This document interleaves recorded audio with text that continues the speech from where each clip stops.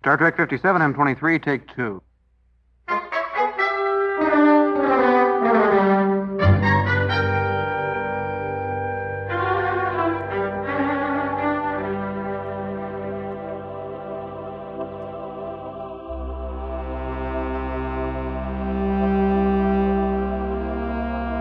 It's the It's Got Star Trek podcast.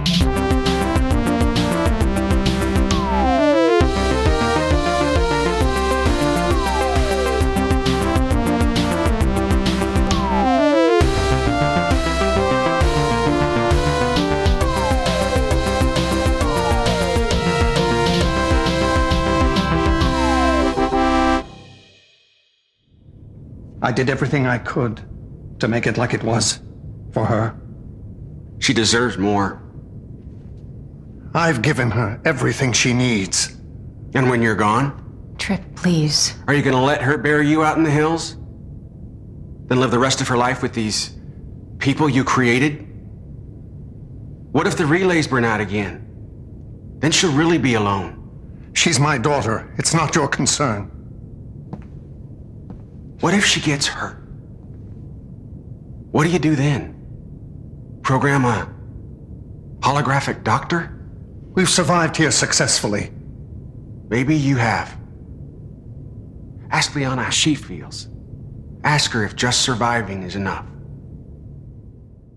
Hey, Dan, how about this? Why don't you're always so keen to start the podcast. Why don't you start the podcast? Why don't I start the Why don't you podcast? do Why don't you start the podcast? Here, let me push the little It's got button. Star Trek. So there's the timers going. And that means officially you can start the podcast if you were so inclined. Hello. Welcome to the Hello, It's Dan. Got... See, it's already messed up. He did interrupt you, but you were off to a slightly awkward start. Okay. I'm sorry. Hello. Now I'm asking. Hello. Hello. Hi. Hi, guys. Welcome. Hi, dude. Welcome to the It's Got Star Trek podcast. Thank you. How's it going? Oh, it's going great. Trip Tucker the Third. It's great. How are you doing? I'm just fine. Holograms. Cool. I'm glad Trip Tucker the Third's doing great. Okay, now we got a big show for you today. We're reviewing or talking about. This is the It's Got Star Trek podcast, which I said earlier. But today, this is episode number 254. Really? No, 5? No. 6? that can't be right. You're going the wrong way. 3. Yes. Oh, so close. So let's just. But it was like try Price again. is Right, where I was like too high, so it's no good. Yeah. I was too You high, said man. 253. I said 254, but it was like too high, man. I was too high, I don't know man. that Price is Right rules apply to podcast number. But I'm just saying if it were. So 253 is the episode we're on, and this week we're going to be talking about Star Trek, of course. But what series? Enterprise. Yeah. Well, what episode number? Number 20. Really? Number 20. What's it called? It's called Oasis. What season is that from? That's the first season. Are there? It is the first season. Isn't that wild? Are is there? wild. Are there any? It's towards the end. Are there any controversies about the episode numbering in the first season of Enterprise? Maybe. Not to my knowledge, but maybe there are. Because it's a two-parter? Not to mine at all No, either. it's not a two-parter. I at the just, beginning, it's right? been coming up It's a lot just an lately. extra long. You got your TOS, season 1 of TOS definitely has some. Season 2, you got season 4 of Deep Space Nine has some controversies there. Controversy. Yeah. Mm-hmm.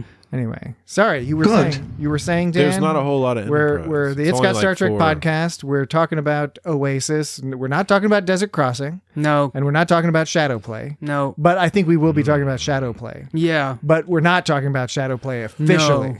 Only in the context Hologram? of comparing it to this story. Holograms. But yes, this is Oasis. It's not Holograms? Desert Crossing. I totally changed it. Hologram. when the Holograms? That one? It's more like it. when Dan's podcast selection algorithm selected Oasis from Enterprise, Yeah.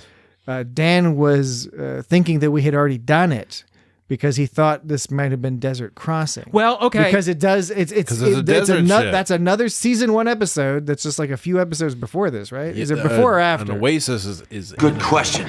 Because you're like an Oasis, you would come Well, across It's in a desert. while you're Now- crossing the desert. Now, right, okay. You can't have a no, desert. Patrick, you are You can't have an Oasis you are without it. extrapolating a lot of information from what I actually said, and I'm not saying you're making up information. You're sort of using sort of transitive property of like, well, if A, then B, then C. I'm inducing. Inducing, yeah. So what As opposed to deducing. What I asked was, after you said it was Oasis, my question was, which was the one where had their shirts off?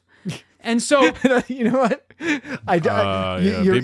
right. That you did ask me that question. Right. I don't remember if I might have missed the specific phrasing, but you did. I do. Yeah. My mind was caught by the bit with the shirt off bits. Right, and so Trip and Archer with their shirts off. And so for you to say just now, he thought it might be the one with their shirts off, that I had the incorrect one, or I thought I was getting the two mixed up.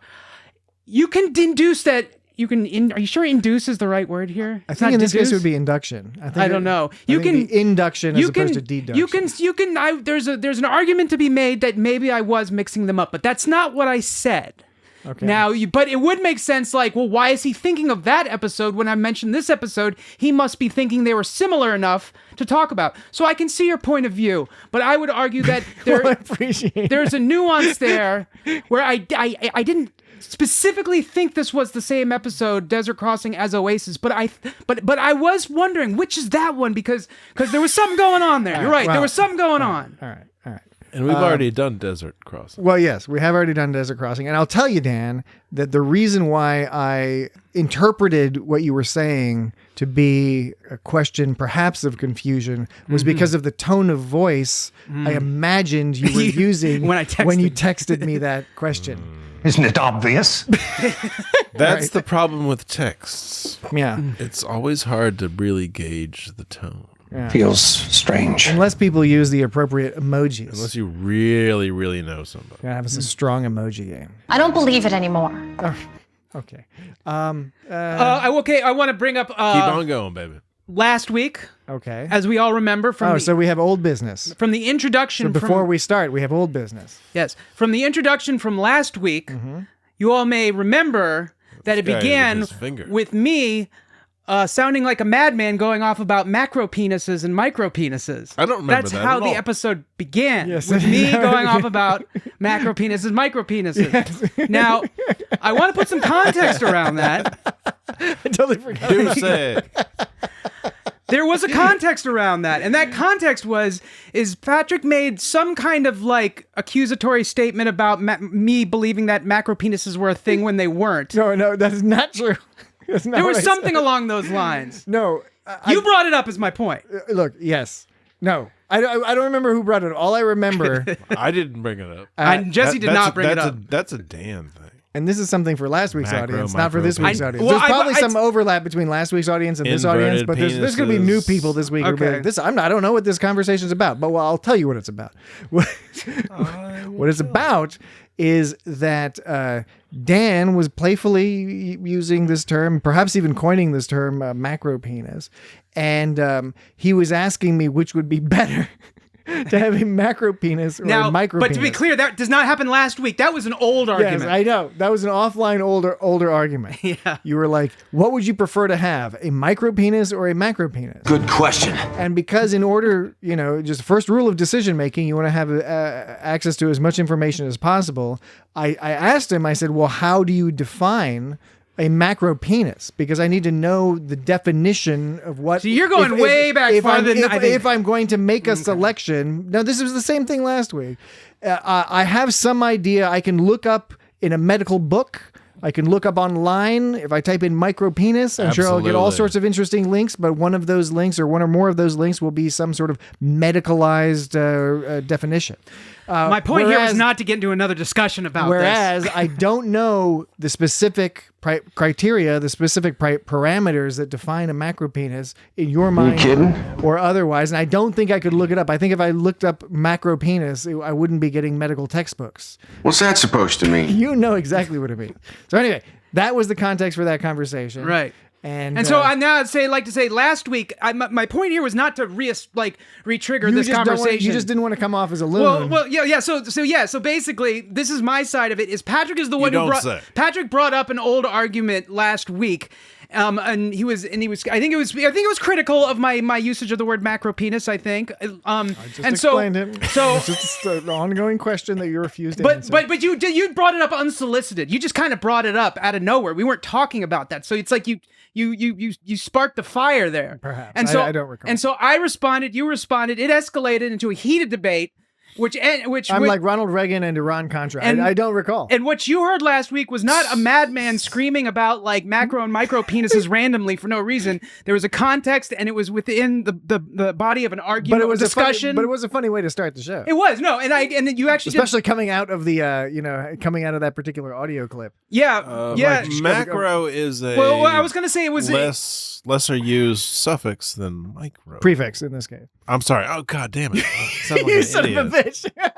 Oh man. Prefix. So, well, I will say that Patrick had good reason to begin with that, because there was also a statement afterwards that you made that would sound more confusing if there was not. You gave a little context to what the first following statement was. You threw me off, dude. I'm saying suffixes. And all right. Well, so Patrick, Jesse's all thrown off. So Patrick expertly edited that together, so it all made sense. I just wanted to clear the air in case everyone was like, "Who is that fucking guy?" And we'll see how I expertly edit together this nonsense. Oh no! Because macro is a more vague term. Micro is like, actually like more of a scientific term. Microeconomics, macroeconomics. Yeah, nobody takes fucking macroeconomics. Yeah, what does that mean, macroeconomics? People talk about the macroeconomic forces that go on, like with talking about. Like, yeah, but do you trust any of the people who talk about that stuff? I don't know if No, you don't. You don't. What kind of question is that? I think I've made my point. There's no question in there. Let's get back to the old Star Trek. Star Trek Enterprise. Microcosm, macrocosm. Those are definite terms. All right, Mr. Vocab. All right, Star Trek Enterprise. Good. Oasis. I'm fine. This guy went to college. All right, we'll get into this for all our lovely listeners, new and old, junior and senior. That was fast. Mid-level, sort of bog standard average people, whoever happens to be listening. Star Trek Enterprise, Oasis, as Dan explained earlier. The episode starts with them eating some spicy food. Oh yeah, that was with funny. a goofy guy. Hal Jarn. Is that Tom Bergeron? That is Tom Bergeron. Which is so amazing. I don't know why it's so amazing. And this is way before Dancing with the Stars or any of that. Or wasn't he an AFV, which was America's Funniest Home Videos, which is harder to say as AFV, but that's what they changed it to. Yeah. Why did they do that, do you think? Probably be hip or something, I'm Things sure. got lame. Or maybe, maybe it was a... AFV. Maybe there was some kind of like conflict of like ownership of the name or something. No, I think everything was going lame. Because like that wouldn't Kentucky make Fried sense. Chicken went to KFC. Yeah. No, because during I think AFV was still supposed to be... Federal booby inspectors went to FBI. I think AFV was still... You had to say freedom fries. Jesus. They didn't have AVP. Okay, I think AFV was supposed to be representative of America's Funniest Home Videos, which is why I think you're right about that, Patrick. All right, excellent. We're all on the same Then page. this Hal Jarn. sounds like he's saying Hal Jarn. Yes, Hal Jarn. That's what I wrote down. But Hal it's spelled Jarn. HAJJLARAN. Wait. Yep. This guy knows how Okay, it's first of spelled. all, is that closed captions or is that Chakotay? That's both. All right. And how's it spelled again? Right, Because it yeah. confused my brain when you said that so quickly. Oh, and now I'm looking at Memory Alpha to confirm it. It's spelled HAJJLARAN, Hajlaran. But he says Hal Jarn. Hal Jarn. Yeah, Hal Jarn, because I have Hal Jarn spice written Right, that's down what he here. sounds like he's saying. Bizarre. But even Memory Hal Alpha. Jarn. Now, when you click on Memory Alpha, does it come up with any other references, or is it just in this episode, presumably? I'm betting it's just in I'm this one. presuming it's just in this Do you episode. think other planets have like some other kind of plant that makes a spice, or is it just you think it's just something that's like a pepper? Do you think it'd be you think in all the galaxy Well, you and ever Star Trek? eaten raw garlic? That's pretty spicy. Yeah, I mean, or like Yeah, it would be he's saying, something like, on other planets. garlicky, oniony. Of course, other planets have spicy. Are you asking if other planets have spicy food? Of course they do. Like, but what would it? What sort of plant would it be? Hal Jarn. Okay. Yes. He's got you there. Hal Jesse. Jarn. Yes. He's got you there. Jesse. What does the Hal Jarn plant look like? Yes, that's what Oh, Jesse's bitch. getting at. Can you use your imagination here? I think that's Jesse's trying to sort of generate some conversation here on this this is a podcast. I'm willing to bet it's some kind of succulent. Oh, a succulent. Yeah, right. That would be neat. Would it have like some like wide, shiny green leaves? But would it be pointy. would it be a fruit like a pepper? It would or be- would it be the root like a horseradish? It would be a fruity apple type thing. Oh, but super fucking spicy. Yeah. According to this, Hajlaran was a hot spice native to the planet Prenos that was used by the planet's warlords to test courage, which is directly from the episode. Yes, yeah, so I'm pretty sure. yeah. Yeah, it's only see Oasis being represented here in that. So it's just this episode. Yeah. Tom Bergeron. That's fucking weird. Damar. Do we ever hear of anyone named Damar before? I feel like I've heard that name from before. Deep Space Nine. Yeah. Damar. He was like one of the main. He was Ducat's. Yeah, right. Ducat's friend. Right, Damar. More like Damas. Yeah. Oh. Right. Now, was this all a setup to say that? No, but like I was actually. Oh, so that was off the top of your head. Well, I wouldn't say that either. But At the back of his Damas. I was thinking about it when I was watching the show. But okay, but I was right. So Damar is this guy from Enterprise. But he's like, because like Kira would be like, Damar, you suck, or something like that, Yes, right? Yeah. You don't suck as much as Ducat, but you suck too. Well, he sucked at different degrees at different times during the show because Deep Space Nine, the characters were interesting and dynamic and grew. Coffee? Yeah. Okay. I really liked his alien fur coat. It looked all Oh, alien. I didn't even notice that. He was wearing like an alien, not a vest. It was it a more of shawl? He was into that. No, coffee. it was some sort of thing while he was all sipping on the coffee. It was pretty cool.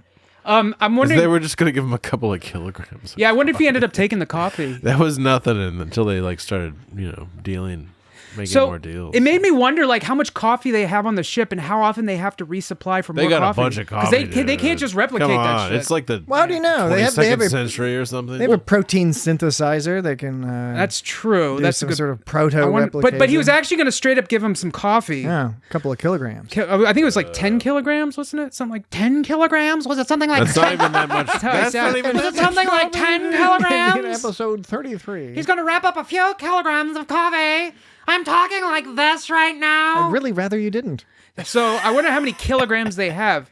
Well, I guess we'll never know. I'm sure that they have a whole bunch. You know what? I find it hard to believe that they didn't explain the coffee to Damar before he drank it, because he was all like, "What's this?" And Archer's like, Coffee? and like he's like, "What's this? Oh my god, what is even in this?" Like they would have described all the food for like some foreign person. Maybe Number not. two, maybe if they didn't, they would have offered him sugar or milk with the coffee, which requires further explanation. Maybe not. Did you think it was And wait- slightly peculiar that the guy was giving them this crazy spicy shit? Like you meet some new people and you're like, hey, here's some insanely spicy bullshit. That only warlords some use coffee. to like test Yeah. themselves, and that's what I'm saying though. Like he didn't warn them about the Haljaran, Yeah. and they didn't warn him about the coffee, which by the way is a stimulant. They would need to warn him of drug interactions. Yeah. like who knows what stimulants do to like other aliens? Like so, my point being, It's like a dog eating chocolate. so my point being, or a cat eating was it a lilac? Is it lilac they can't eat? so my point, something they can't my point being, Lavender. my point being is that if he was drinking the coffee, he would have had to make sure it was okay for him to drink, and by that point he would have known what it is. So why is he now asking about coffee? There's a lot of stuff that cats eat, and they like This is just to totally throw like, up. that was stupid. Jesse said that like it was a total response to what I was saying. I'm just playing and then you it. just started talking about what cats eat. I don't think you heard anything I said. I did. I don't believe you. No, seriously though, I think there's a plant. I think it's lilacs. I want to say it's lilacs. Okay. the cats, Lavender. This cats is shouldn't this eat. is not what we're talking about. We're talking about how coffee is got to be explained to a person before you just give it to I him. thought we were done with that. Because So why is he asking what it is? I don't if know. he- Don't he they should have already- similar things? He should I already don't know have what it the is. There's like I don't know how to- Rockagino and shit. I don't know how Like- to answer the question. I presumed it was a rhetorical question on your part that you were. And you brought up you were pointing and, out. And Patrick, you brought up a good point about like how Hal Jarin, he would have warned them before he gave him some like I think like Man- sort of hot beverages in a little cup is sort of universal. Yeah, and- but, like, and what- but- there's so just- Dan thinks that spices are universal, and you think and, hot and beverages. spices are also. I never universal. said hot I never beverages. said spices are No, universal. you said everybody. You were like everybody has spices because Well, Jesse yeah. was like, "Do you Well- think any other planets have And you would spices?" And you think- were like, okay, "Yeah." so and by he's saying that- the same thing about hot No, beverages. no, he's not. He's saying no. What I was He saying said is hot that beverages no. in Let every me What let me am I answer my saying? fucking. Let me defend myself. I You said are not under attack here. Oh, I'm trying to talk and all this shit's happening, so I want to know that I have time to say my piece. Okay? I was simply asserting that every planet, most planets that are probably have some kind of spicy food, like in whatever form. Jesse was saying, I agree with Jesse was saying most cultures probably give you some kind of cup in a hot, like a hot beverage in a cup. He was talking about social, their social patterns, and I was talking about like ecological patterns. Totally different. But I do think that it's worth pointing out the difference. But you were saying What? Yes, I agree. It seemed like you were mentioning it in a social context because you said that they didn't explain what it was. But I was just saying that like most people have some kind of hot beverage that you drink in a little cup, some kind of tea. They usually call it tea. I'm saying they would have described it to him first before they gave it to him. That's my point. Is they would have described it to him. Yeah, no, I hear what you're and so saying. when later he was like, "What is this drink?" And then Archer was like, Coffee? Like, why would he be asking what the drink is? He already drank it. Presumably, they already told him what it was. Dan, there is an in-universe, canon acceptable justification for their behavior. Because it works better on TV that way? No, this is like early days. They don't know what they're doing. They're going around. They don't know what they're doing. They don't know basic. This is the first ship that went I'm sure they've past Uranus. I'm sure that. No, you know I'm why sure I they've know had. that? I'm sure they had international ambassadors that you can translate ideas from that over into different. You know why I know space that? creatures. Because don't you find it odd that at one point Trip is saying it was like almost a third of the crew is female. Yeah, you didn't find that odd? That was a weird statement. Yes, I'm tying it in with their brutish behavior. Right now in history, more than half. Half of the world is I know. It's more like, than half. It's like in Rick Berman's Star Trek in 2001. They were like, you know what? Almost a third. We think in a couple hundred years. Where's my coffee? A third of the crew is going to be female. Right.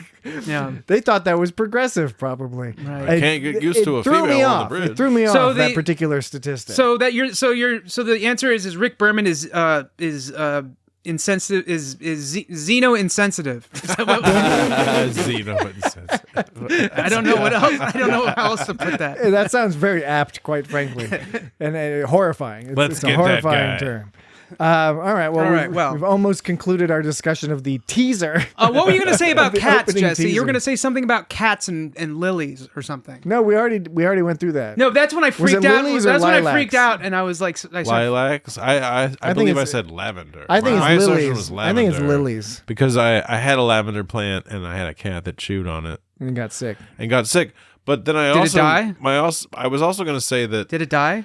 Cats like to chew on things that make them sick because they need to throw up stuff. Right. And so it doesn't. True. So there's various things that they chew on to throw up. Did your cat die?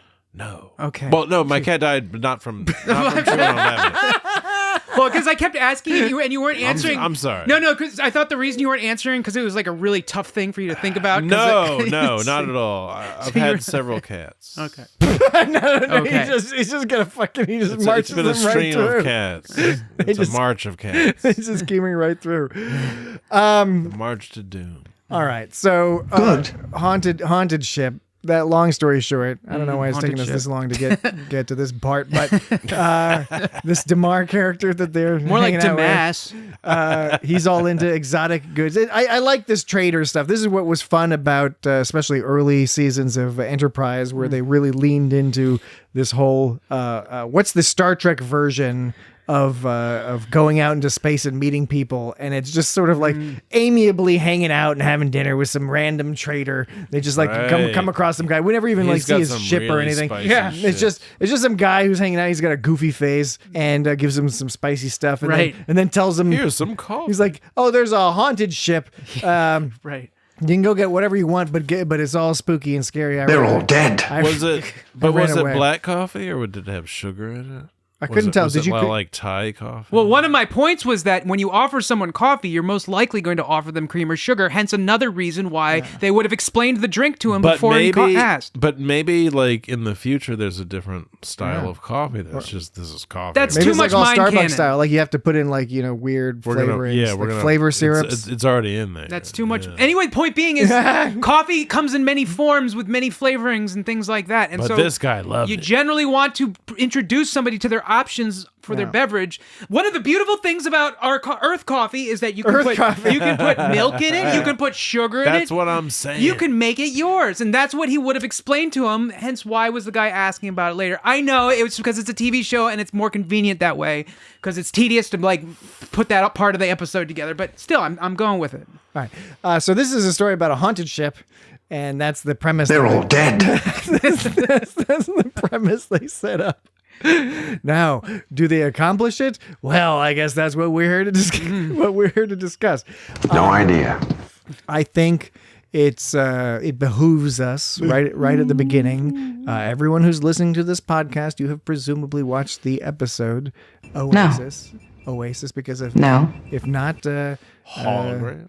I don't know. I guess you could, if you're new to the show, you might assume you could suss out what the episode was about by listening to us babble on about it. But What's that supposed to mean? by now you realize, no, that's not going to happen. No. There's a little bit more going on. The conversation, particularly this week, the conversation is not rising to the levels of coherence that might benefit somebody who had not seen the 24 episode. minutes in now. Too bad. But if you have seen the episode, you know how it ends, you know what the twist is and all that. We'll go through all that stuff. But right at the beginning, the shadow, no pun intended, looming over this episode is the fact that this is What's the pun? well, this is very nearly identical to the plot of the Deep Space Nine episode, Shadowplay. Yes. Holograms? Yes, which is Holograms? Exactly right. Hologram. That's where those spits come That's from. that's where those come from. And by the way, I think it was. I'm not joking, Lee. I think it was. I want to say it was like episode 169, 170. I think 170 of It's Got Star Trek. It was one of, if not the first episode where Dan started pulling audio recordings in earnest. Yeah. Chief O'Brien? We had fun with audio here and there, and we did different things. But Milana's on it. That was when I think around the time when we really started. So I have fond memories of that. I really like that episode. If you haven't Just heard, a crazy idea. if you haven't heard our episode on Shadowplay, go look. I believe it's around episode 170, and it's a really fun one. But Dan's really cool. Aw, you is really guys. cool. But part of what You makes guys. it what's such a fun episode is that it's an interesting plot, an interesting twist. You care about the people and the characters involved that go on in that episode, and. Interesting. Odo is really good in that episode. Odo. So there's just a lot The of stuff. BQ. There's a lot of stuff going on. This episode also has Odo in it. It's got the BQ. It's got Rene Aubergenois. And you actually don't really get most of his character until like the very last conversation. He's not with him in and a lot Archer. of this episode. Yeah. Wasn't easy. Because he's a sneak. And you've also You could touch them. You've got Anne Wershing. Is that how you pronounce it? Wershing. Yeah, she's the BQ. Yeah, she was the Borg Queen in season 2 of Picard, and sadly passed away. This episode was the first episode she ever did TV acting. She was an actor, but I think stage and other stuff. Her TV. And so this was her TV debut, and I think she's great in this episode. But that's the backdrop of going into this episode where they set it up as being, this is a haunted ship episode. It's going to be all spooky haunted ship. And you're like, okay. Willies. Heebie-jeebies. Once they get down to the ship, you start being like, okay, this is fun. It's all like spooky. What's going on? But as soon as you see fucking Rene Aubergenois, you're like, oh, this is going to be like Shadowplay. Right. Like, I think even if you don't figure out what the twist is, you still like, you're like, okay, there's something going on because that's Odo or Rene Aubergenois, but he's not playing the main guy. He's not playing the captain. You're like, he's doing that whole gimmick where he's going to like be to the side and not be the main person talking, just like in Shadowplay. You're like, oh, okay, it's that old gag where the person who's actually controlling the show is actually off to the side and you don't see him as much. Yeah. So for better or worse, I know your mileage will vary. I think it impacts the viewing of this episode. Seems to be the biggest criticism of this episode is that, like, it's too much like that episode. And I think you don't connect with the characters as much because in Shadowplay you actually like care about what's happening to these various non-real people. Are just a bunch of weirdos. This one is it's a little bit more just like a bunch of weirdos and then Odo and the Borg Queen. But on the other hand, I enjoyed this episode. I remember enjoying it when it was first on the air, even though at the time I was like, "This is Shadowplay." That's what I used to sound like when Enterprise was on. Yeah, I didn't watch it when it first came out. I watched it when it was first on. I was like 21 years old, and I was like, "Oh, well, there was this is Shadowplay." There was a scene with T'Pol, and I guess it was Trip Tucker the Third, where they were like first on the ship, and then she saw something at it, like a person out of the corner, and I wasn't clear, like, why were they? Couldn't they have some kind of surveillance set up? Why do they have to like spy on people? Yeah. I think I know. Okay, so here's the thing. Again, Give anybody the creeps. I've lost the bleeps, I've lost the sweeps, and I've lost the creeps. The creeps. The creeps. Bravo. well done. No, okay. So I think one of the problems of this show is, again, it sets it up as haunted ship episode, but I think we're supposed to infer that they use the holograms to scare people away. When people come and they detect the ship, they beam down, and then you scare them away. So I guess that was a hologram they were using to scare them away. I guess. Whatever. That's the idea, is like, ooh, spooky ghost runs through bulkheads or whatever. At first, when I wish they had just said that explicitly. who was it?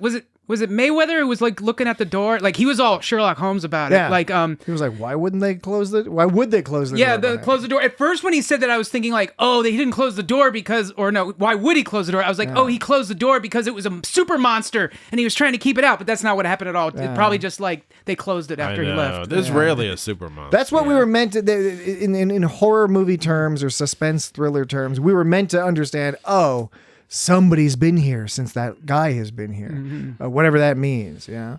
Mayweather was also like, Archer made some assertion. He's like, why didn't he strip it to the keel? That's what he said. I'm going to search for keel, and I'll get your exact line, because they only say keel once in all of Star Trek that I know of. I know, right? He said, I think they said a few more otherwise times they than call it a hull. He says, Archer says, maybe someone else wanted to salvage this wreck and they were trying the to hull goes on the keel. Maybe someone else was trying to salvage this wreck and they were trying to scare him off. And Travis says that makes sense, except scavengers would have stripped this ship to the keel. So Travis was on point. Yeah, Travis was making the point that there's valuable stuff here. Something's going on if this hasn't already been stripped clean. I never really thought about it. Yeah. Although maybe people just didn't stumble across it. Maybe it's it's a little bit out of the way, and so I think there's plenty of reasons not to find it. But there are not plenty of reasons to skip one of the most important things a podcaster can do, which is to Are we sure that's a good idea? which is to provide a brief mental break, mental and auditory break You sure you don't want us to stay for a while? for their listeners. And so we're going to do that right now. And when we come I back, don't want to leave. Dan, you don't got to leave. You just got to You're going to still be chill out for a here. second. When we come back, we will continue our discussion of Star Trek Enterprise's Oasis. And perhaps other things. Well, perhaps. Be right back. Hey, we're back. You startled me. That's twice in one day. I like startling you, Dan. You make a funny face when you get startled. All right. So they found this secret room. I'm so It was behind a surprised. bulkhead. Yes, they behind the old hiding something behind the bulkhead gag. I love secret rooms, and not just secret rooms, giant, interesting secret rooms when it looks like there's absolutely nothing of interest there in the first place. Now, that was a big ship. That's the best. That was a big ship. I'm wondering how much secret room they had to live in. Or if they'd... That was a big ship, yeah. Yeah, so how much of that was secret room, It took a little bit for them to, like, progress. And I hadn't considered that. You're right. Or was the rest of it just because people were walking around on board that they turned off all the lights and made it extra spooky? Well, they had to zap open the bulkhead to get in there, because unless there were other entrances, because they locked it, because there's people living right. there. So I'm thinking like there's holograms living there. Anyone who thinks that they Holograms? anyone who goes on the ship, right, and searching around like Archer and company did, you'd think they'd be like, well, there's obviously a lot more ship here than we can see. But maybe it was so big that like they weren't going to bother to search it all But they anyway. can see the ship. They're up above. So I'm saying like they could have probably seen like there's They a could have big deduced. There's in a this big case, it would room have been here. deduction. They would have It would be deduced based off of the deducing. size of the ship and They did the that size of duty. the area of the space they were able to explore. And they could be like, oh, for some reason we can't look into this one area that has a dampening field. So or a damping field. yeah, I would like to call it a damping field, but they did say dampening. Vulcans don't imagine things. Right, yeah, they don't imagine How things. does that And they work? don't get scared. That was like a classic, like, How does that work? what the fuck are you talking about, Yeah. T'Pol? Come on, T'Pol.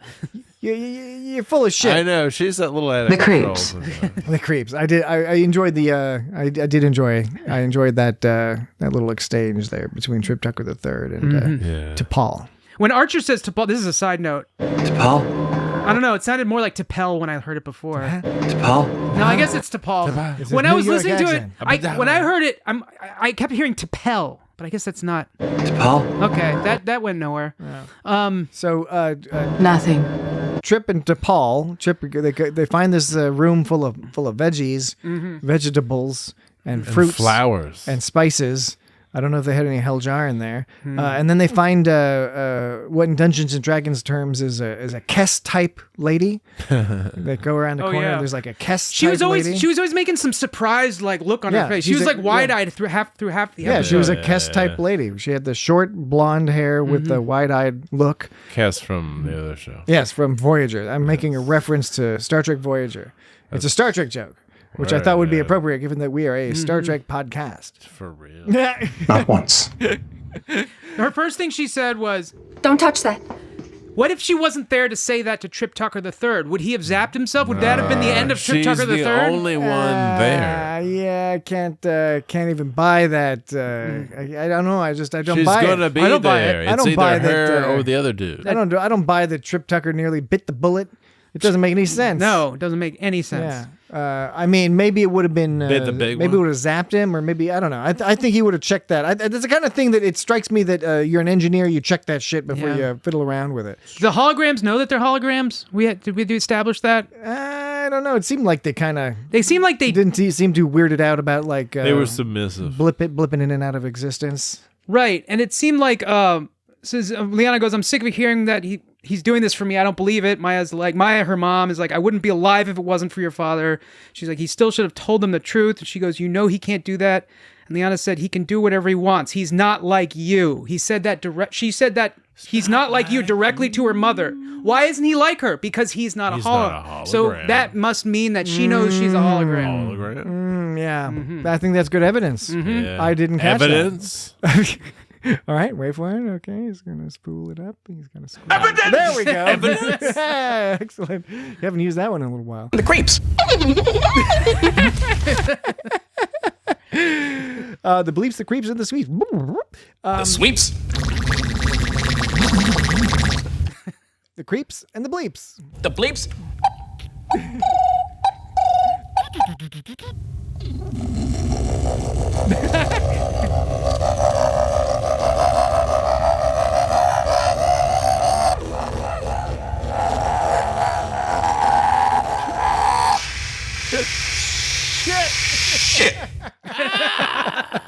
That went on a lot longer than I remember. Yeah, me too. And I'm a big Spaceballs fan. That's Spaceballs. I like Rocky Road. For the folks who don't realize it, that was Spaceballs. Rocky Road sucks. I'm actually not a big fan of Rocky Road. It's kind of weird. I don't care either way about it. I want to know There's what. just so much more ice cream out. I want to know what other 4 flavors do you think he put in that protein sequencer? I bet He's from pistachio. Florida. Why doesn't he Pistachio. like Pistachio is pineapple probably or one of them. Pistachio, definitely orange sherbet or Vanilla. something? vanilla, Chocolate, orange, chocolate milk, mint, maybe. I would say not chocolate mint, just vanilla and chocolate. Vanilla, chocolate, Rocky Pistachio. Road, pistachio. Strawberry. Well, that's 5. Yeah, that's why I said 4. I'm sorry. Is it five total? Because he said Rocky Road Yeah. for one of them. So 4 Rocky Road? instead of I don't see him. You in didn't pull the strawberry. Goonies clip of the Rocky. I'm not- Is it Rocky there's- Road? Wait a second. Okay, Jesse. First of all, orange sherbet is not ice cream.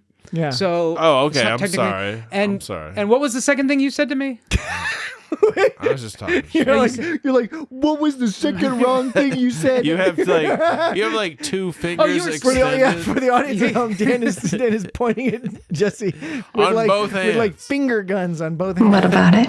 It would not be acceptable. I didn't. In a place I of wasn't. learning. I said that You he said- wasn't a strawberry guy. Yeah, but it wasn't for him. It was for Liana. Yes. And then That's Patrick, yeah. then you were saying something. And I was just like, I have no proof of that. Okay. Then Patrick was saying something. I don't know what I just I was remember there were two things going on at once, and my brain It got very doesn't matter confused. anymore. None of this. It's this is an entertainment podcast. You know, there's only so much we can do. I don't remember what I was saying. Is what I'm getting at. Okay. Okay. Star Trek. All right, wait, ice cream. We were talking about the ice cream flavors. Ice cream is delicious. But I do agree. I don't believe it anymore. And so is sherbet. Yeah, I do agree that the sherbet's not ice cream. So No, if you're gave- right. If you gave you're her right. ice cream, That's I gotta agree. oh with yeah, I was asking about the Rocky. Isn't it in Goonies? Doesn't Chunk? No, doesn't the monster guy say like Rocky Road, or is it like Baby Ruth? What is he saying? It's Rocky Rocky Road. He's like Rocky Road. Yeah, I think he did. Pistachio is nice ice cream. Yeah, That's I a good love- I like flavor. pistachio. That's a great flavor. Yeah. Especially like that Indian style. You know drinks. what? I bet he'd put like pralines and cream instead of pistachio. You're just saying that because he's from Florida. But that's That's not why but I'm that's, saying that's that. completely It's different. a popular flavor. It's completely different. Plenty of people outside of Florida like that too. Yeah, pralines and cream is more popular than pistachio, I'd say. Absolutely. Yeah. It's more of a Georgia. I'm not 100% sure about that. I think it is Not my 100% it is sure. my At opinion. least in the U.S. context. I can't speak to our international friends. I just hear more about pralines Outside and of the cream US. than I do pistachio ice cream. Yeah, but I don't know who you're hanging out with. I don't know what kind of people you're hanging out with. Boring. I think you know who he's hanging out with. You know why.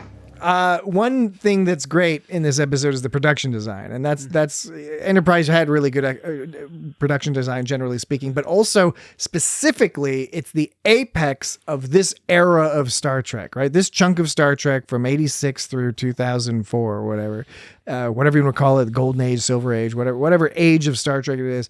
There's that particular production design vibe that started in TNG and sort of evolved in different directions in Deep Space Nine and Voyager and Enterprise, but that there's a certain design language that continues through those that is reset once you get to the newer Star Treks. Picard harkens back to it a little bit in season 3 with their Elcar's design and stuff, but mostly there's sort of a new design theme with the newer Star Treks. TOS, TAS, the movies had their own design scheme, but this Enterprise is firmly part of that 90s, we'll call it, even though this is past the 90s, that 90s Star Trek production design, the way the doors looked, the sounds and stuff. Now it's in widescreen and HD. And I was one of my favorite things about watching Enterprise is getting to enjoy that world at the top of their game. It's still styrofoam rocks, but it's really well done styrofoam rocks.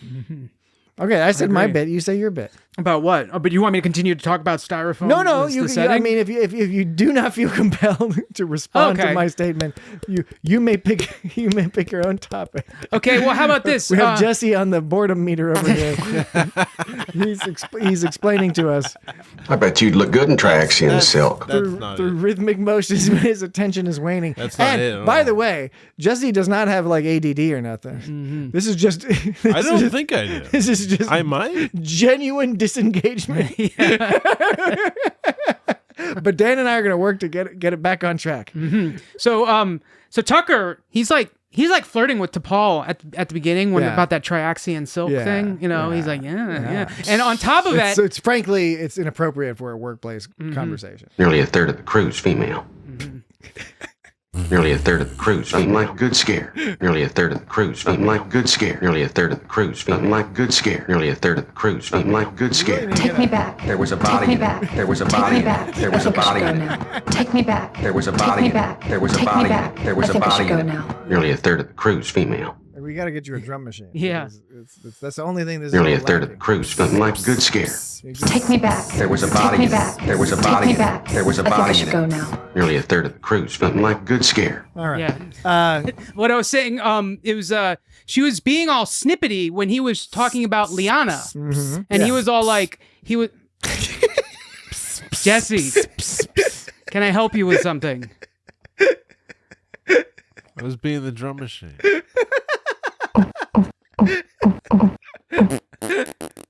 Thank you. Thank you. Dan, you were saying something about something. I can't remember what it was. Something.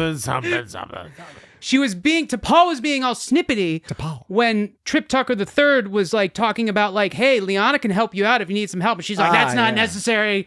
That's not necessary, blah, blah, blah. And then she all like, and it's like, for a minute there, I was like, wait, did they like get together and break up? And I was like, no, that didn't happen. And this was season one. This is season one. So it was definitely like, and she was trying to make it seem like, because she was saying last time you made out with someone, you got pregnant or something. Yeah, but well, that was from that episode Unexpected, which we have not yet covered. Yeah, Right. And and it's so a weird episode. So I where mean, Trip gets pregnant. it's a solid criticism, but really she should mind her own fucking business in that instance, unless. But wait, unless she's not wait also a second, not appropriate workplace.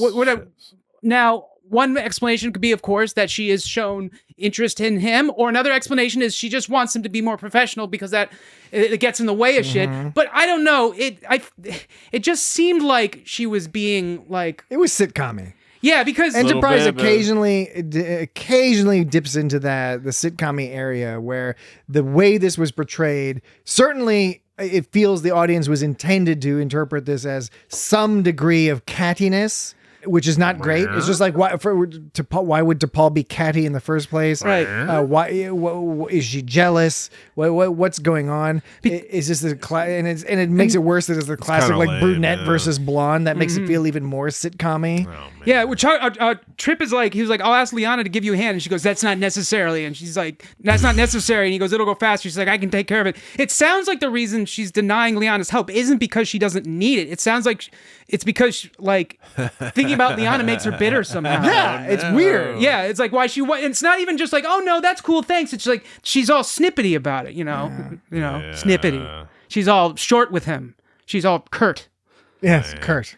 Like Kurt Loder. Yeah, Kurt Loder. Kurt Or Loder. Matt Pinfield. Or Kurt Cobain. Penfield, oh no. Kurt Cobain. Or Kurt Angle. yeah, Kurt Angle. Yeah. What are some other Kurts? Kurt. There's Ray Kurzweil. Kurt Vonnegut. Oh, Kurt Vonnegut. That's a good one. What about the guy who played Spartacus? Kurt Russell. Russell. Spartacus. Who is Spartacus? Kurt Cobain. No, who? Jesse, do you have to keep making those noises? Yes. You mean Kurt? No, you're talking about Kirk Douglas. Kurt Douglas. Yeah. Yes. Not Kurt Douglas. For the shot. Michael Douglas. That's a pretty neat trick. It is. Yeah, I didn't really like that portrayal. Now it doesn't impact my enjoyment too much because again, that just sometimes, especially early. It's early. It's for season one. You know, they're still figuring out the character dynamics. But yeah, a little bit sitcom-y. In an unnecessary way, which I didn't enjoy. But I did enjoy T'Pol being a little freaked out and pretending like she wasn't and saying like Vulcans don't get scared of stuff or whatever, all that bullshit. That was fun and enjoyable. But part of my critique of this episode, one of the many critiques of this episode, is that this whole haunted house thing goes away like almost immediately. And so They sort of set some stuff up. Right. They didn't take the jokes as far as they could. Haunted houses have like rotted gardens. What would have been great is to have T'Pol like really get freaked out and sort of learn something about herself, or Trip learns about her and realizes, oh, it's all sort of like a show. She's putting on an act or whatever. But they had a little of that. They hinted at that, and then almost immediately it's like, oh, okay, it's not a haunted house. It's stranded people. Right. And you think that's the twist, and it's like, oh no, the other twist is going to happen. But yeah, we already know the twist because everyone's already all weird and stuff like that. But all of that being said, I do like the way, like the way the mystery was started to be resolved, where first they're like, there's no blast marks on the ship. It doesn't seem like the way they crashed is the truth, and that the ship is there longer. And then they find the fucking dead body guy. When they found the dead body, don't you think when they opened it up, they would have been all like, whoa, that stinks. You know, like that would have, I think it's a stinky body. I think if it's dead long enough. It looked rather desiccated. But Yeah, he didn't, and it looked more desiccated. He wasn't all bona fide out though. Yeah, because he died in an airless vacuum, probably. Probably ran out of air. He's been out there on orbit. So I bet it's not they stinky. sucked him in. I bet it's not stinky at all. He was out in space. I saw mummies and they didn't stink. Well, they smelled they they smelled mummy-ish. I think I don't know. In any case, that's the first time we hear the name Shalat. They say like, oh, it's Shalat. Like we're supposed to know who that is, right? but we don't know who that is. Yeah. By the way, It did look like one of the guys, though. here's some like quotes from Shalat. All right. I thought you were repairing the optronic relays. Do you need some help? We don't owe you answers. Now, at first, I thought he kind of sounded like That was filling. I enjoyed the different textures. You thought it was Jeffrey Combs? At first, I thought it was because that was Wayoon. That last one, obviously, for everyone out there, that was Jeffrey Combs. The But last it was actually one I played. it was actually a Johnny Onion. Johnny Onion. Because the guy's name he plays a character named Shallot. Oh, Shallot. Like shallot. Yeah. But like Shallots. in England, they might say shallot. Yeah, They might. I think so. I don't know, but they might. They could say all sorts of stuff. Johnny out Onion. So, Oregano. But at first I was wondering. I thought Shallot sounded a lot like Wayoon, Jeffrey Combs, but Shallot was played by uncredited Donald Sage McKay, whoever that is. Why was he uncredited? I don't know. Isn't that a fucked up thing? It is kind of fucked up. Like, why isn't that happens sometimes? Because he said a couple things. That's happened a few times. He's known for Eric, the miniseries Eric, The Regime, some other shit. I don't know. He's known for some stuff. So I don't know. But the whole punchline was I thought it was Wayoon for a second there, but it wasn't. Wayoon. You say that kind of funny. How do you say it? It was rather Wayoon. no Wayoon. Wayoon. Why are you saying it like We're dangerous.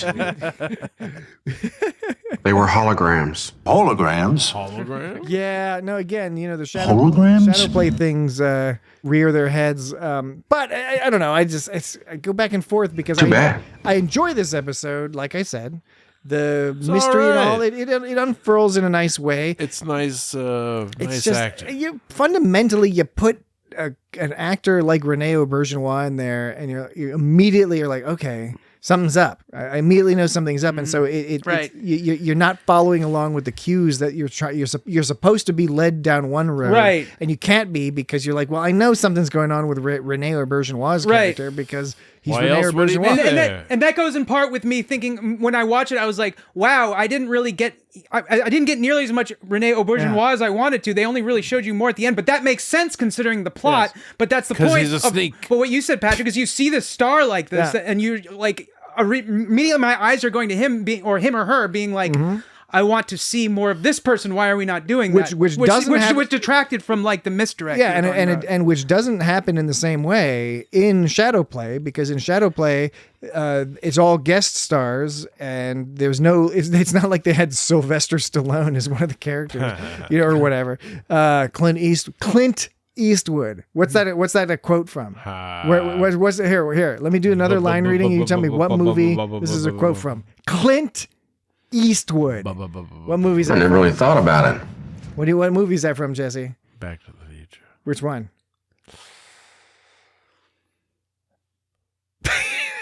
Three. Yes, thank you. I was going to say. That's nothing to be ashamed of. Spaced. I totally spaced. That's the easy I'm so part. sorry. Yeah. Anyway,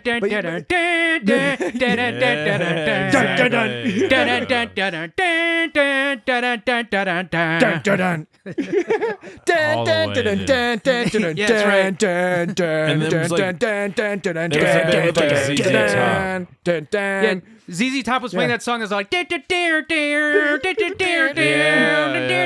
Frisbee, far out. Frisbees, yes. Pretty sure we've done all of this on a previous podcast. Yes. That's a pretty neat trick. Okay. It's a rerun. No, but again, not to keep dragging Shadowplay into this, but in Shadowplay, it takes you longer to get to basically in Shadowplay you learn the things you need to learn at the exact moment the writers of the episode want you to learn them. And I don't think that's the case here. Right. I think you are feeling things here, you are getting suspicious, you are starting to make predictions not at the places where the writers intended. Now, if the writers did intend it, I apologize. I'm not critiquing the professional writers. As we always say, we don't know what the fuck we're talking about. I think this is one of those episodes that they like changed around a bunch from the original. Yeah, I think that's the case. They had to make some shifts. So when they made the holograms disappear, the guns didn't disappear. The guns were. Are we led to believe the guns were real? Well, or fake? They confiscated their guns at one point. Remember, they had a couple of actual phasers. Because when you see them disappear, you see the guns are still there and they fall to the ground. I think that's at that point in the episode. They are using the real weapons that were brought by the crew of the Enterprise. You could touch them. Don't touch that. You could touch them. Don't touch that. Do you think Odo's talking about his balls? Yes. Yeah. Talking about his balls. Odo balls. Oh, I didn't mean to be rude. Smooth Odo balls. I killed them. We can't be we can't be remiss. We cannot be remiss in mentioning the line where she says, "Dr. Phlox, let me feed his bat." Oh, Did you get that line? I didn't get that line. Yeah. I'm kind of surprised you didn't pull that because at one point, Liana, she's talking to Trip, and she's like, "Don't worry, it's okay that you stood me up for lunch because I hung out with Dr. Phlox." And Dr. Phlox let me feed his bat. Yeah. I missed that altogether. And then they went. I mean, to I got the lunch line, but I after didn't get that. the line. And when she said that, I was like, "Of course he did. He's a rascal. Oh man. He Of course, that is, rascal man. let you feed his bat." At first, when she said her favorite place was the sick bay, I was like, "What a pervert! You like looking at sick and dead people." But then I remembered. where Dr. But then I Phlox remembered where is. Phlox has all those cool animals Yeah. that have healing powers. And he's they're giving in- people drugs all the time. in He's their- like giving them like acid trips. He's like, "Here, lick this Is vole." the healing Feed my is bat, the healing baby. power like all in like their spit and pee and stuff like that? Yeah, spit and pee, or he chops Yeah. them up, or he feeds one to the other, and it turns magic. Yeah. You know. Mad cow. I still think dead shallot would have been stinky. Shallot. I don't Shallot. think you'd be stinky. Write in at feedback@isgotstartrek.com if you have any experience with desiccated bodies. Presume that they were left in a largely airless environment In this week's- with limited opportunities for external bacteria and other microorganisms to infiltrate. In this week's episode of Hot Take Tuesdays, I'm going to assert that shallot would have been stinky. Okay. So When he was dead. Dan It's is not Tuesday. Dan we've been discussing some new features, and Dan wants to do Hot Take Tuesdays. Yeah. I mean, it's not Tuesday. Well, they're not. They're only. I don't- the main I- They're I don't only okay. You're understand. only allowed to listen to that portion of the podcast on a Tuesday. I mean, that's I kind of don't- like a I spoiler don't know warning. what You the gotta hell give you're it. talking You gotta give it to people ahead of time. No, that's part of the fun. Is it part of the fun? Yeah. All right. Well, okay. Well, you let us. You let us know. Feedback at isgotstartrek.com. Subject line: stinky dead bodies. It's worth a shot. Stinky dead bodies. You can put little asterisks on either side. This is excellent. Yeah, it is indeed excellent. Okay, all right, we're all over the place this week, but all right. So it's the haunted You ship. need some help. I need and contact with it, but what? Second I break. don't Then understand. they're trying to You were help looking- these people. That you were looking where you weren't supposed to be looking. And then all of a sudden, the guy, like, okay, Odo's an engineer, and then it turns out that he needs help fixing this one thing, and then I'm at the part where she's like, where they tell to Paul she's not where she's supposed to be, and she's like, I don't understand. Oh, well, that was way later. Yeah. No, because we didn't mention the fact that, like, Trip is fixing the holographic generator, basically. He doesn't realize that, but he's, like, fixing that, the thing that powers that. Mm-hmm. Is that correct? Did I interpret that Yes. correctly? Yeah, Because, sure. wasn't that the problem? That, Yep. like, his shit was starting to not work properly? And The so, computer like, thing. Yeah. yeah. So I guess it wasn't exactly like Shadowplay, but, similar. It was holograms. Maybe Keep- I it don't was- know. Maybe I'm just assuming that. It was just, I mean, it was holograms to make friends for people, so it was basically the same episode. Yeah. In a lot. I'm a regular bloodhound. You are a regular bloodhound, Dan. I don't get it. I don't get it. The part where Trip is all talking about them leaving the planet, Right. Odo and Liana leaving the planet. Right. And he's saying a number of very reasonable things from my perspective, although he's being very passionate about it. And one of the things is like, what happens if she gets sick or injured? Are you going to conjure up some sort of holographic doctor? What if she gets hurt? What do you do then? Program a holographic doctor? There you go. That was a heh moment. That was. That was a heh, because we know what happens in Voyager. Yes. We know what thought that happens. was- I thought that was very, very cute. He's gunned there. That's exactly what he can do. So when they said when Ezral was like that engineer's a very plain spoken man, and Archer's like were they like jonesing on him? You know? Kind of saying he's like Yeah. he's like kind Guy of sucks. not saying he's dumb, but maybe kind of saying he's No, simple they or were something. no. I don't think they were saying he's simple. I think he was just saying he was direct. And, He was and direct, He wasn't diplomatic. Yeah, it wasn't diplomatic. There ain't no beating around the bush with Charles Trip Tucker III, and, even though he's kind of like a George W. Bush type character. Okay. Captain Archer's dog. I like that line. You're talking about how he's George W. Bush, and that's. And there's Porthos. Captain Archer's dog. I just think it's a good trip quote. Parking bots. Captain Archer's dog. His dog. It is a Captain Archer's dog. It is a very good line. I agree with you. Wow. Okay. You're 100% correct. Are you kidding? I'm not kidding. I like Rocky Road. Been dead for a long time. What are you saying? The ship was haunted? Spooky ship, missing crew, things going bump in the night. But are your sensors calibrated for ghosts? I think we can get this ship flying. Well, at the same time, your corpse is up on Enterprise. Yep. Some good classic Trip That Tucker was just the like Third. all the Trip quotes. I think there might have been another one. Well, you have a couple seconds. What if she gets hurt? before- What do you do then? Oh, yeah. Program a holographic doctor? Yeah, I got a few more. Too bad. EBGBs. They were holograms. Captain Archer's dog. All right. I think we're Let's get down there. getting into the reruns. What's that supposed to mean? That's nothing to be ashamed of. Please. How's it going? Too bad. Why do I feel like it's feeding time at the zoo? I kind of feel like that too. Okay, we're going to take a quick break, and when we are back, we will conclude our discussion of Star Trek Enterprise's Oasis, not Desert Crossing. Be right back. Well, stick around then. All right, we are back. We have returned. That was fast. We have returned from break. It ain't easy. You're damn right it says was Dan. fast. You're damn right. Yeah. That one time, like, when they capture, like, all the officers, Archer's like, he's like, I'm not going to go back without my officers. And the guy's like, yeah, whatever. And Archer's They didn't like, capture everybody. There was some people. mid-sentence. I'm sorry. Mid-sentence. Hey, Jesse, he was mid-sentence. I'm an asshole. They call him Like, Dan mid-sentence. all I was saying was that Archer was all like, I'm not going to leave before you give me my officers back. And they were like, well, we're not going to do that. And he was just like, okay. Like, he didn't, Oh, you didn't know back what? it up at all. Yeah, I was actually really aggravated by that at the moment. And in fact, I forgot it until now, and now I've become re-aggravated. I don't know. It's just the whole thing came off as a little bit awkward because it made him look like a fool. Yeah. You know, as opposed He didn't to have anything being to back all it like, up. being all like, hey, can we work something out? Oh, no. Okay, we'll come back and we'll try to work something out later. Just don't hurt my friends kind of Yeah. thing. Or he could have started blasting. Right? Why didn't he just start blasting? Being like, fuck you, start blasting, you know? I don't know. That might have worked. Instead, like, T3 just goes, You got a lot to learn about making friends. which I think that was a fun line. What were you saying, Jesse, about they didn't capture everyone? They captured T'Pol, and who did they capture? Paul. T'Pol and Tucker. Yeah, Was it was that the just only- T'Pol It and was Trip. just the two of them. Yeah. Yeah. And then they wouldn't let T'Pol help Trip.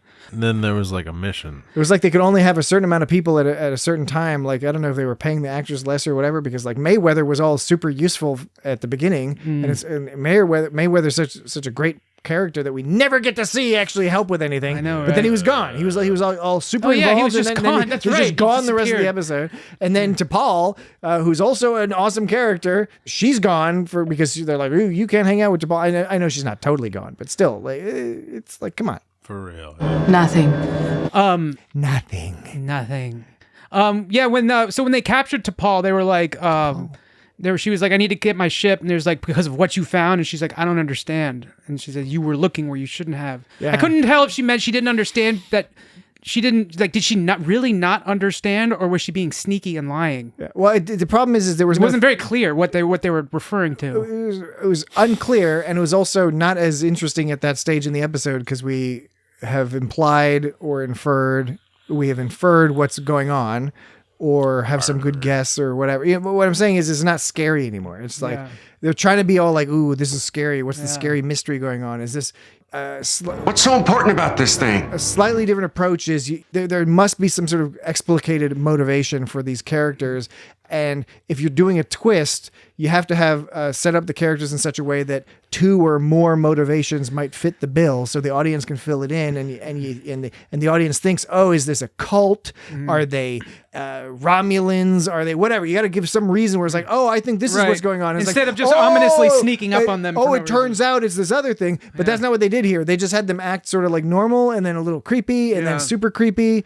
But by the time they're acting super creepy, you've already figured out something's going on. And then they do that gag that I'm surprised you haven't brought up. Wait, are you talking about when they I was cut going to see if Dan. I was like, is Dan going to bring up this fucking classic sitcom gag?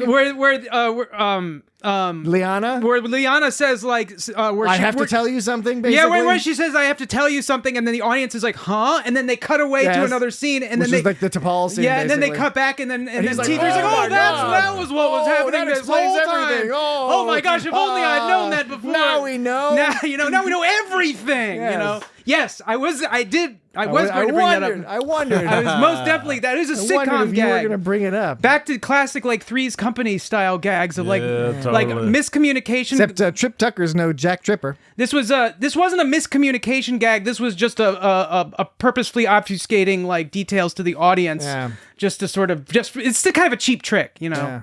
But not the band. No, not the band. Yeah. No. That's a pretty neat trick. No, it's a cheap trick. T3.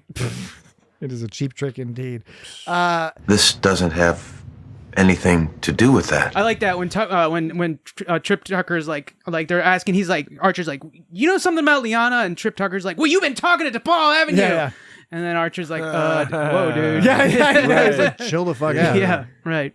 Wait. What were you saying? You're saying like Trip Tucker. Trip Trooper. Trip Trooper. Jonathan Archer, because I remember the Jonathan Archer part because that was triggering something in my brain that I was going to say. He says, I think it was about the Jonathan Archer. He said, This doesn't have anything to do with that. Yeah. I did like the cadence. I think I was just going to say I like the almost pseudo Shatner-esque cadence that he had there. Yeah, it was actually a little farther apart each word. I sort of squished them together a little more, but it still had the same cadence. Oh, yeah, interesting. But they were spaced out farther apart. Super far apart. Yeah, and I squished it every once in a while. Not often. Every once in a while, I'll squish pauses together, but I usually try to keep them in. Yeah, you do. But sometimes it's just like, by the time it gets to the next part, everyone will be like, I guess the sound's done playing. And then they'll say something. I'll be like, wait, no, there's more, guys. And then they'll say, That sounds terrible. and then I'll feel sad. And then I'll go home and I'll cry. Yeah, no, I can actually. Make him stop. I totally understand all of that. Yes. Okay. Now, what was I going to? It's driving me mad. Archer. I was going to say something about Archer did a lot of things in this episode.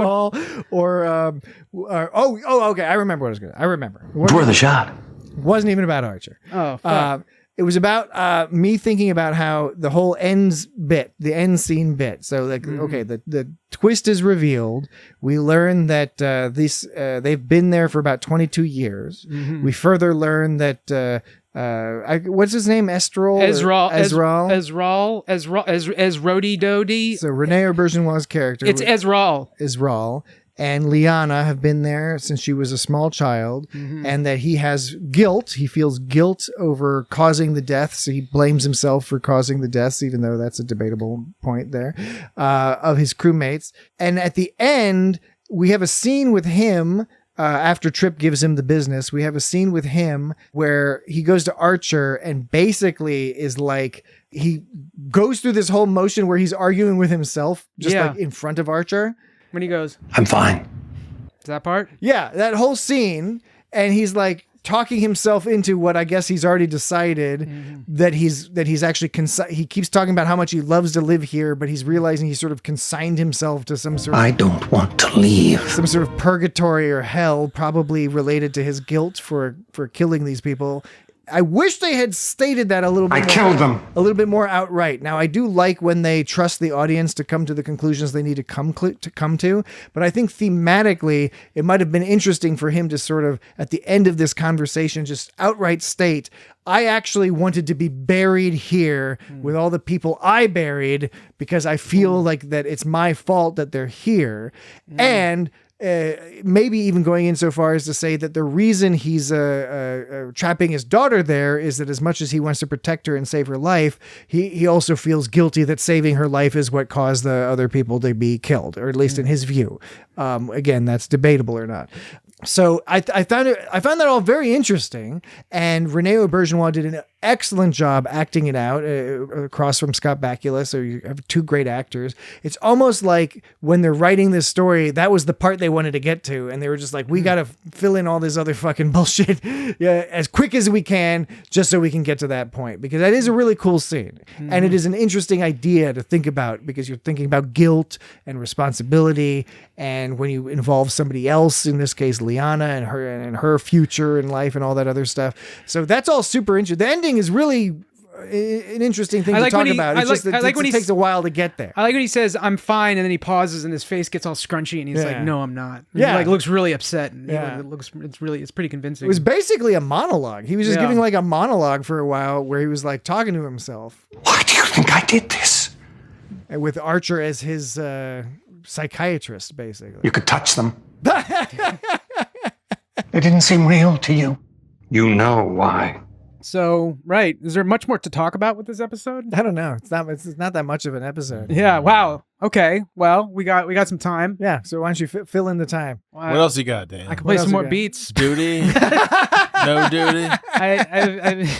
There's no duties in this episode. There's no that's an orders in this episode. Well, this is sort of a middling episode. Is what it comes down to. It's a middling episode. There's no that's an orders. There's no duty or duties. There's no 20 years, no more like 20,000 years. Oh, wait a Let second. us never speak of it again. Wait a second. Was there one of those? I don't care what your big secret is. It doesn't matter if you've been here 3 years or 30. Oh, there It was. doesn't matter if you've been here 3 years or 30. Well, there is one of those. There is one. I almost forgot. Yeah. I almost forgot. Which is about interesting because that. there was one the week before. Yes, there. Well, I think there's a lot of those. That's part of the reason why they frustrate me. That's a well that we go back to frequently. Mm-hmm. Isn't it? What's your favorite ice cream flavor, Jesse? I don't know. I don't eat a lot of ice cream. Cookies and cream, I think. Yeah, cookies and cream is pretty good. Yeah. It's pretty good. I like raspberry. Or maybe coffee ice cream is nice sometimes. I like raspberry or some combination of raspberry I like and something else. strawberry. Ice cream specifically? Raspberry and raspberry is good Raspberry stuff, ice cream is good. man. Raspberry and cream. You're not talking about sorbet? No, not sorbet. Sherbet? I'm talking about like raspberry ice ice cream. cream. Yeah, raspberry ice cream. Mm-hmm. Or like mascarpone and berries isn't a good one. Totally. I remember that a family member once for another family member's birthday bought some ice cream from it was a Filipino restaurant, and the flavor was corn and cheese ice cream. Yeah, no, you can. I've heard of that. Yeah, some pretty awesome ice cream flavors. It was. I like the. It was the wild intense. flavors. Like I think it was the kind of thing where the first bite I was like. I don't know, 11 or 12 at the time. So the first bite was really intense. I was like, I don't know about this. But then I took a few more bites. Is that how you talk when you're 11? My teeth, Mom. That's how everybody talks. I don't know about this. Hey, shut the fuck up, Mom. Buy me some ice cream. But then I like took a few minutes. Then I took another bite. I was like, that's pretty good. And then I took one more bite. I was like, that's pretty good. And I took a third bite. And I was like, that's way too much. So it was the kind of thing where got real intense real fast. So there's that. All right. So that was the ice cream conversation. When they were like talking about how Malcolm was like, they haven't been down there for 3 years. It's been nearly 22 years. And Tucker was like, I don't believe that shit.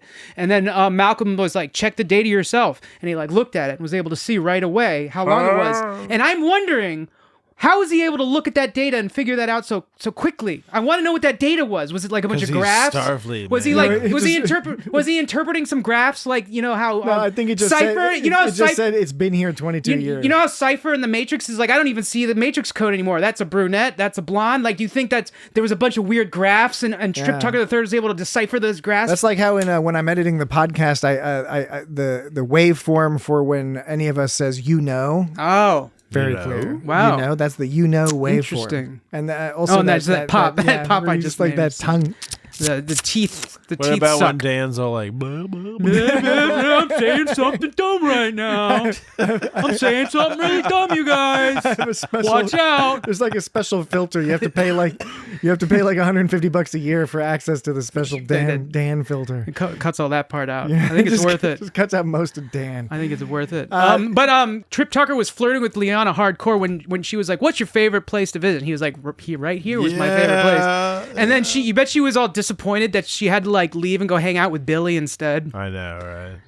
Yeah. Have we seen Billy before? I feel like we have. Billy? Oh yeah, he looked familiar. He looked like familiar. Familiar. Familiar. How about this? We'll have the AI sound music making program. No, we did that already. I don't want to I don't want to depend on AI to fill time. AI is the only way we can do things. No, I don't want to depend on AI to fill time, dude. Like, please. Well, so don't. Just start talking. No. Okay, well, I'll keep talking. Captain Archer's dog. Hal Jarn.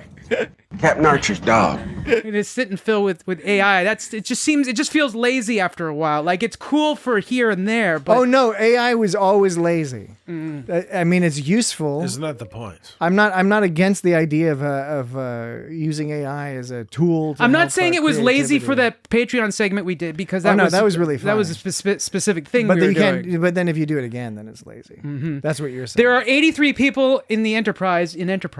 Yes. Isn't that crazy? And one third of them are women. How many people are women on the Enterprise? Nearly a third of the crew. Nothing like good scare. Nearly a third of the crew. Nothing like good scare. Nothing like a good scare. When Reed and Archer, Malcolm Reed, were also talking about how they didn't believe him. Like when he says, he goes, they also say they haven't sent out a distress call because it'd give away their position. And Archer's like, you're not buying that either, eh?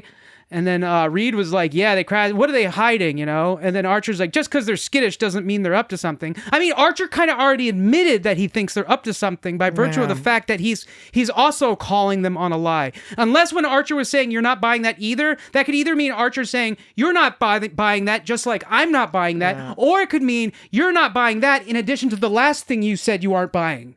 So it's either he's saying Malcolm Reed isn't buying two things, or he's saying you're not buying something and I'm not buying something. If it's the second one, then it doesn't make sense that he's questioning him. It's like, it just doesn't mean they're up to something. It's like if you don't buy what they're saying, obviously you think they're up to something. The problem here is it's a spectrum. It's not a binary, and it would have been maybe a little clearer if Archer was saying. Because I think what he was trying to say is, look, there are many reasons why somebody might act the way they're acting that are not nefarious, as in they're not going to murder us, or they're not going to enslave us, or something like that, right? I think that's what Archer was fundamentally getting at. But again, it's maybe not communicated as well as it could have been in this episode. There's a lot in this episode that's not super elegantly communicated and relies a lot on the tremendous skill of the actors and to some extent on the production design to help fill in the blanks. Speaking of eloquent, what do you feel about this? Tucker goes, she's asked where he's from. He's like, Earth. I've got lady friends back there. Nearly a third of the crew. Nothing like a good scare. Say that thing about lady friends and then play the you can touch them. She asks him where he's from, and Trip Tucker III goes, Earth. He says, I've got a lot of lady... Wait a second. No, I fucked it up. Okay. She asks him Get where your shit together, too. Liana asks Trip Tucker III where he's from, and Trip Tucker III goes, Earth. I've got lady friends back there, but nobody's special. You could touch them. Is that what you were going for? Yeah, kind of. It's kind of. Should I stun it earlier? He goes, I've got lady friends back there. You could touch them. Yeah. I mean, I guess it doesn't totally make sense with the phrasing. But then he goes on to say, if that's what you mean, not anymore. Trip is not in a position to give permission. He goes for physical contact. You're right. He goes, not anymore. What about your world, Kantari? And she's like, what about it? He's like, well, as soon as we get your engines fixed, you'll be going back. As soon as we get your engines fixed. Okay, Dan, for the audience at home, just know that Dan is looking at me with sort of Lothario eyes. He's got like these Lothario eyes. Well, as soon as we get your engines fixed. A sort of a lecherous glance. You know what I'm saying? I don't know. Are you suggesting that there's something sexual about what he's saying? You said it, not me. Is it a double entendre? I didn't say it. I didn't say it. It could be. You're looking at us with those bedroom eyes, Not Dan. necessarily. Dan's bedroom eyes. Good question. I don't know. You said it, not me. I didn't say that. But he looks at her and says, as soon as we get your engines fixed, you'll be going back, seeing your friends. Vroom, vroom. I bet you're looking forward to that. He was trying to say as soon as we get your end, because he wanted to take her back to the planet. Yeah, some of the tone of this episode was a little strange.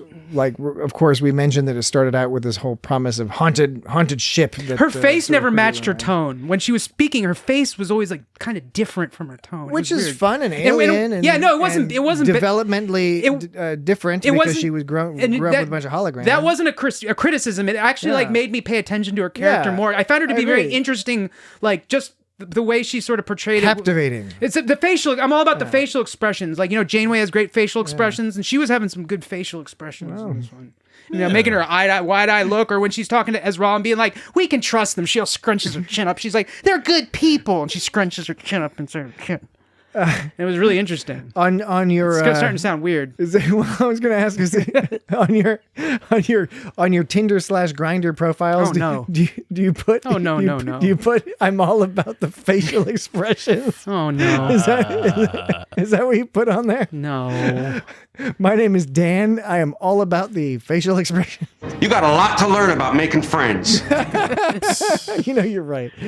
I really do. Oh, here's where some weird emphasis on the syllables. The wrong emphasis. Putting the emphasis on the wrong syllable. I wouldn't say they're wrong, but they're different. They're different. Have Hoshi download it. Have Hoshi download it. Yeah. Have Hoshi download it. And then here is Hoshi translated the data module we found on their ship. Hoshi translate it.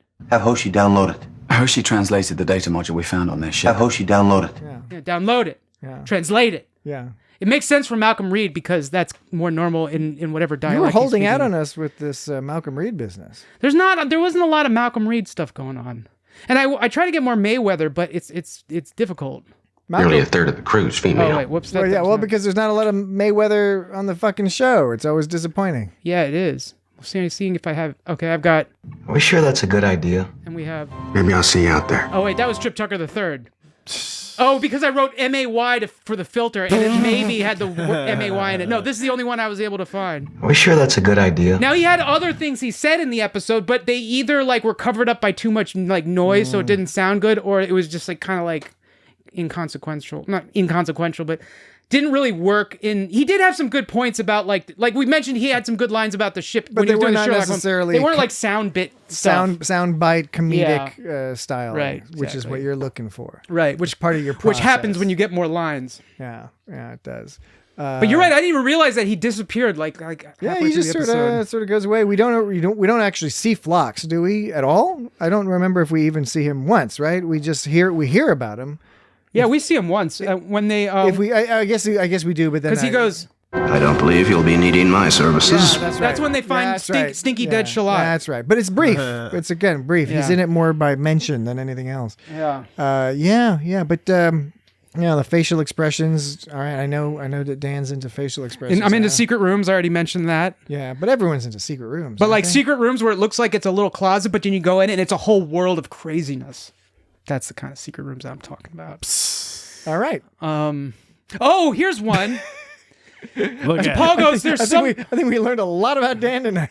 There's someone here. Tucker goes, you said there weren't any biosigns. And she goes, there aren't. He goes, if you're trying to scare me, I appreciate the effort, but that's right up there with, if this is your attempt at humor, I feel it's highly inappropriate. It's one of those lines. It's if that's supposed to be a joke, that's not funny. He goes, if you're trying to scare me, I appreciate the effort. It's out of place. Why would she be trying to scare him? She just told him she doesn't get scared, and then she's boring, and she doesn't like to have fun and be spooked out, and then you want to know how I interpret that? And then when he goes to creep, she's like the creeps, why would she be trying to scare him if it's already established she's not into that shit? Now, is this a rhetorical question, or are you expecting an answer? If you got one. All right, I have one. All right.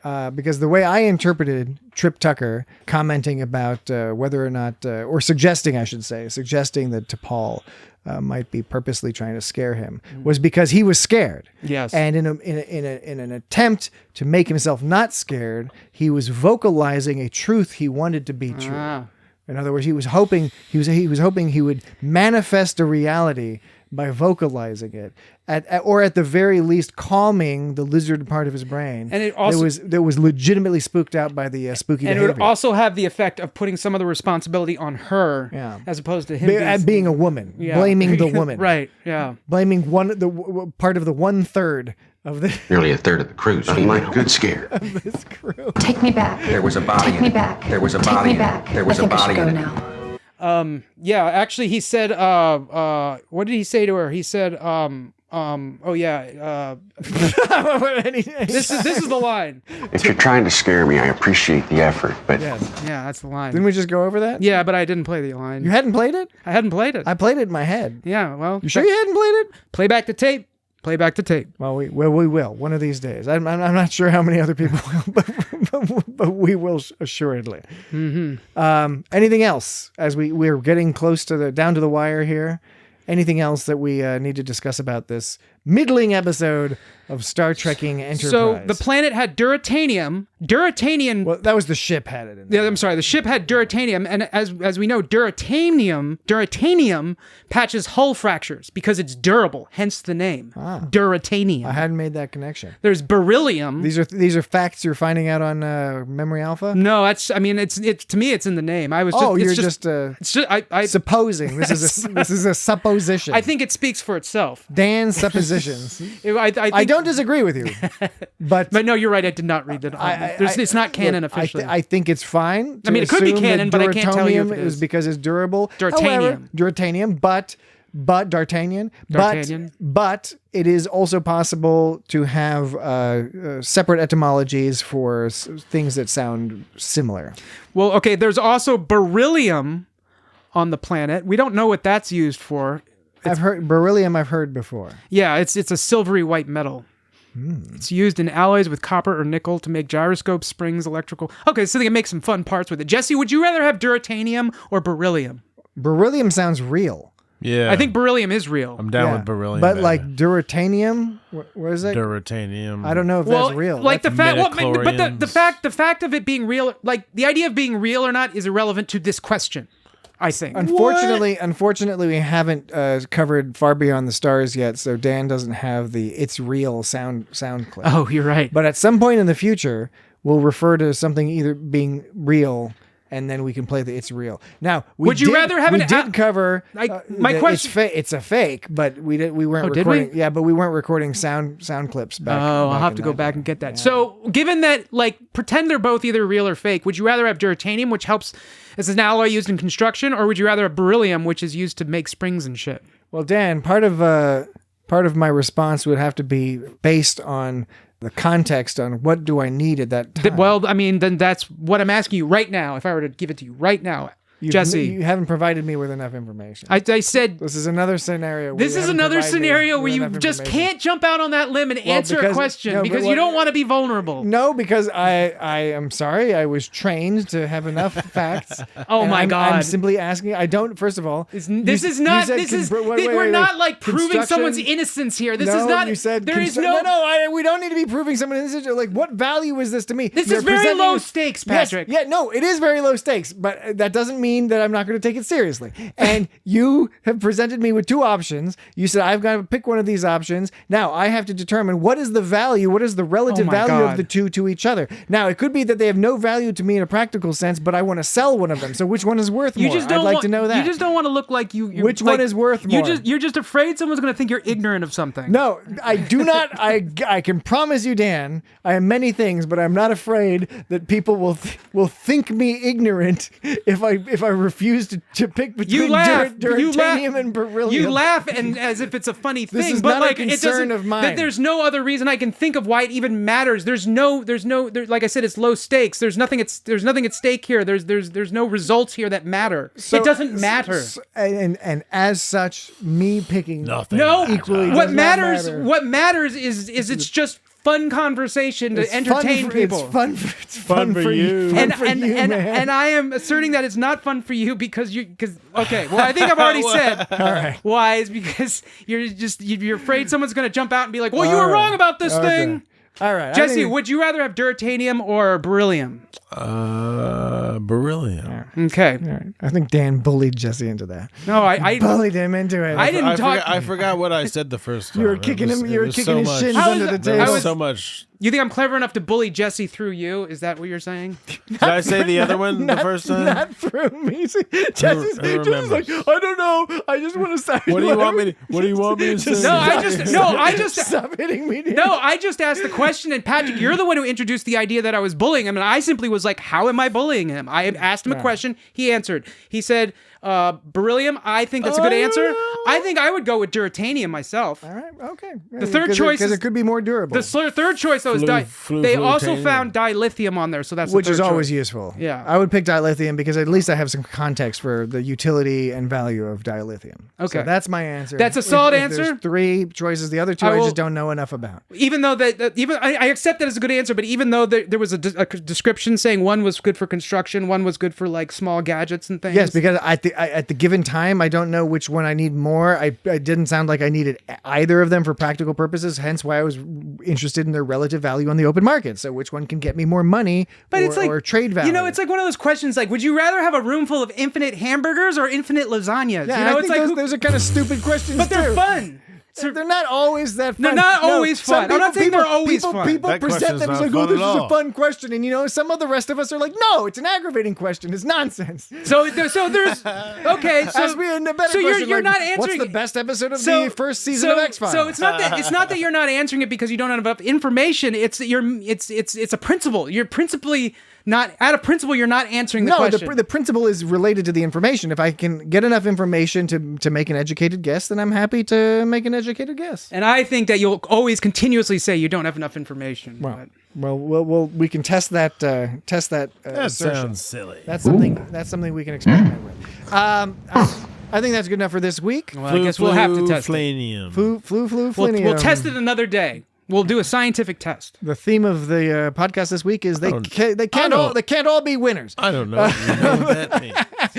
No, that was a fun episode. Sometime in the future, we'll look up duratanium and beryllium, and I'll make a big report about it, and then we can have enough information we can all talk about it. Oasis, a fun middling episode. This a fun middling episode. It's got Star Trek. But we had fun doing Please.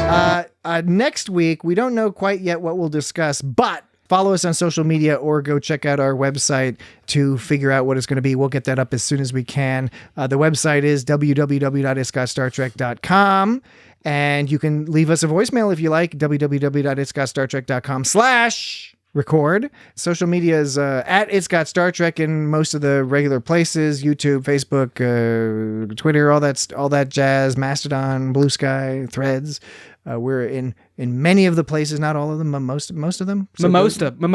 So go check that out. Mimosa them. And that's what you do at brunch. You mimosa them. And we would be remiss if we did not mention our Patreon, patreon.com/itsgotstartrek. Please go check it out. Sign up for free if you just want to follow along, get some free previews. Maybe you'll hear something along the way that gets you to plunk down a few bucks, and we promise you it'll be worth your while if you catch our meaning. So anyway, it's not your concern. That does it for this week. Ooh, what's this? What's going on here? We're trying to end the podcast here, but Lost in space, drift alone. What were the keywords here? Past where whispers roll. What are you talking about? Shipwrecked hearts in shadows cold. No idea. Secrets Shadows. left untold unfold. What's going to happen next? I don't know. This is very slow. Holograms, they weave their tales. Holograms? Memories like shattered veils. Holograms? Echoes of a life so near. Hologram. Vision faded, wrapped in fear. Holograms. Holograms, they weave their tales. Holograms, they weave their tail. Memories like shattered. All right. Holograms? So yes, I apologize, Dan. Despite your not being excited about the AI, Time filler. Time filler. I did. All I said is write a song about the Star Trek Enterprise episode Oasis. I didn't give it a so you didn't music type or so you anything. didn't put Shadowplay in there because they talked about shadows. Yeah, no, that was crazy. No, the AI is fucking disturbing. It's talking about holograms and stranded ships and ghosts and holograms weaving tails. And it knows that it's similar to Shadowplay. It knows that it's similar to Shadowplay. Somehow. AI knows Star Trek. It knows. Yeah, it does. Well, there's some. I remember asking for some synopses from some episodes, and they were hilariously inaccurate. Yeah. That might be a fun Patreon. Hilariously inaccurate synopses. We got to even do the GPT. Someone's got to pay for the GPT-4 though, because that's probably better. Yeah, I got to get the good stuff. Yeah. All right, something to look forward to in the future. Anyway, that's it for us this week. I like Rocky Road. We'll talk to you next week. What do you do for an encore? Well, something else. Talk to you later. Bye-bye. Did you enjoy the tour? Very much. I think sickbay was my favorite. Dr. Phlox let me feed his bat. Ooh.